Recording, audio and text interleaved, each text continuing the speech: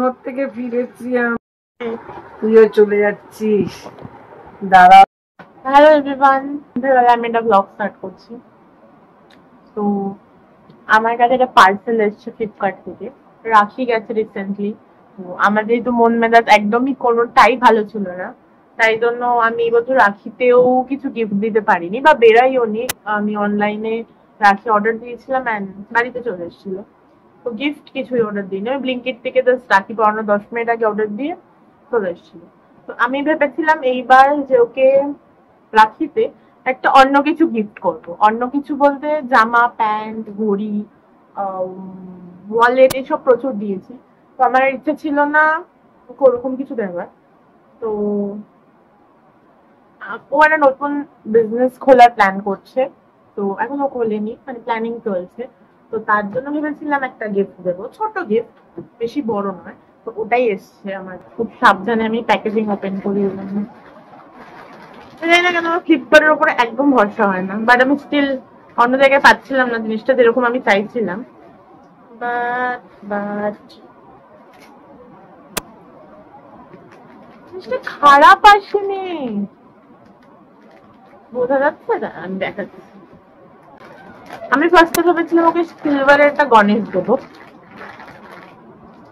কিন্তু এটা গোল্ড প্লেটের একটা গণেশ লক্ষ্মী দিয়েছি আমি। যেহেতু ও নতুন একটা ছোট বিজনেস খুলতে চলেছে, তো আমি চাই প্রথম দিন ওইখানে পুজো দিয়ে ওর ব্যবসা শুরু করুক, খুব খুব ভালোভাবে ওর ব্যবসা দ্বারা। তো এটা আমার পার্সোনাল ফেভারিট ছিল। বেশি দাম নেয়নি, খুবই কম দাম, বাট ভালো ওয়েট আছে। তো চল ওকে দেখাই, ওর পছন্দ হয় কিনা দেখি। বসিয়ে দেওয়া যাবে, বসানোর জন্যই নিয়েছে। আমার এটা ক্যামেরাটা ফোকাস নিচ্ছে না কেন?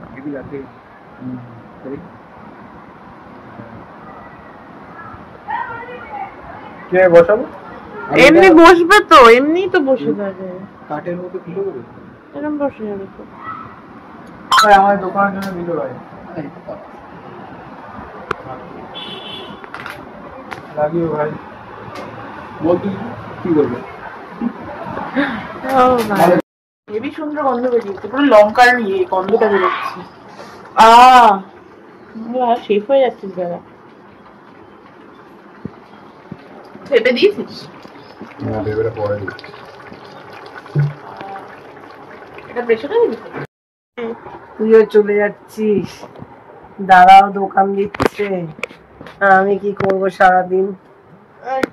আর ফেসিয়াল করব না, কিছুই করব না, এরকম থাকবো। কালী পুজোতে কি করবো? কেন? কি হবে, পুজোতে বেরোতে পারবো না, আর আমি ঘরেই থাকবো। কেন? দাদারা আসবে যখন তুমি বেরোবে? দাদারা আসবে, দোকান সারা রাত্রি দোকান, ওদের দোকানে মঞ্চে বিক্রি করতে যেতে হবে। দিয়ে দিতে হবে, চাউমিন এইসব দিতে হবে আমাকে। না, আজকে যে তুমি রান্নাটা করলে না কেন?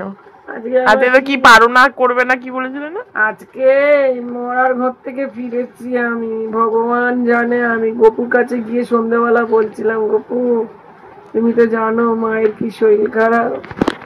আরে আমি চান পান করে এসেছিলাম, ভোগ রান্না করবো বলে। কত বেলা? হ্যাঁ, কেন বলো তো?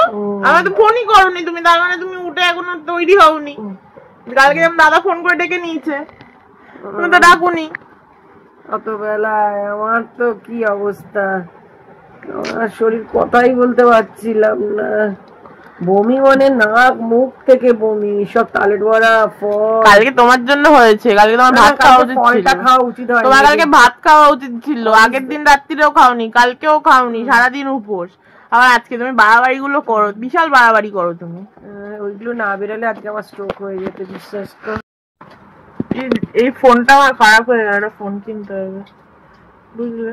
তুমি ওরা কি বলবো, ফোন মা লটারি কাটবো বলছি, তুমি কি আর মিস করবে? আমি চলে যাবো। আমার ইচ্ছে বাড়িতে থাকলেও ভালো। বমি করবে মা? আমি তো বমি টমি ফেলতে হবে না, আমি নিজেই শরীর খারাপ আমার। বাচ্চাদের গিয়ে বমিটা করে আমি করে পরিষ্কার করবো, একবারে করে দেবো। আমি আর করতে পারবো না এখন। পেঁপে পেঁপেগুলো সব পড়েছে, তালের বড়া। আমার লুচি খেয়ে কিছু হয়নি। লুচি টুচি গুলো আমাদের খাবার, ওদের আটার লুচি খেলাম, পায়েস খেলাম, পেঁপে কলাটা একসঙ্গে খেয়েছি না, তারপরে একটা আপেলের টুকরো আর দুটো শশার টুকরো। কেন খেয়েছো? কালকে তো ভাত খাওয়া ওদের ছিল না, ভাত সারাদিন উপোস। অষ্টমী থাকলে ভাত খাই না। কে এইসব কবে থেকে করছো তুমি? আগের বছর থেকে সবজি সেদ্ধ খাবো, বাদাম বেটে। তুমি আর সব করো না, না, আগের তোমার বছর শরীর থেকে শেষ। শাখা শাখা শাখা কি? শাখা মানে সব সবজি আজকে হাতে শাখা খাবে তুমি? ডাল ছাড়া ওইটা এক বাটি খেয়ে নেবো। ওইসব করো না, বয়স হচ্ছে এবার। আগের বছর থেকে ওইটাই খাবো। 40 বছর বয়স হয়ে গেছে। 60 বছর বয়স হয়ে গেছে। 40 কি? হ্যাঁ, আর তারা যাদের 60 বছর হয়েছে তারা তো মা 35 বছর বলে। আমার 60 বছর হয়ে গেছে। 60 মুখে দেখতে পাচ্ছিস না কি অবস্থা মুখ চোখে?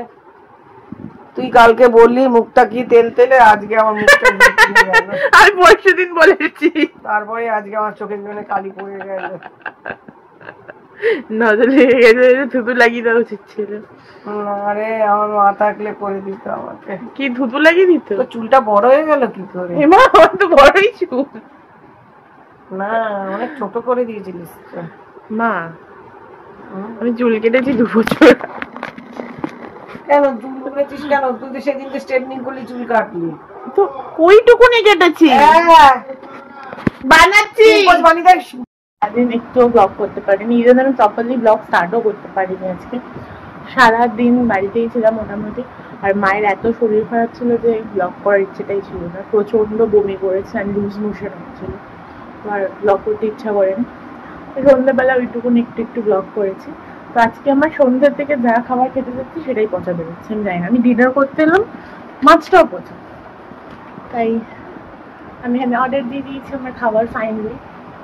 তো এখন বাজে রাত্রির দেখিয়ে দিই,